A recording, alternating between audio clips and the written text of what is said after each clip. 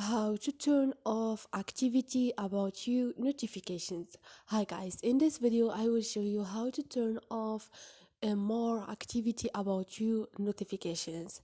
It's so easy and quick, so let's start.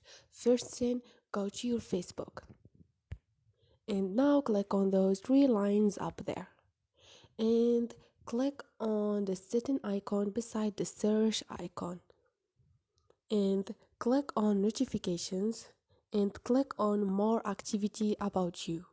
And now there are notifications for when someone posts on your timeline, reacts to your posts, and more.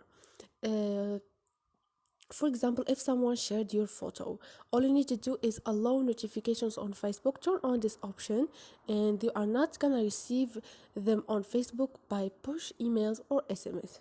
Click on turn off, or you can turn on whatever you want. So this is it guys, hope this video was helpful to you, and if you liked the video, don't forget to subscribe and like.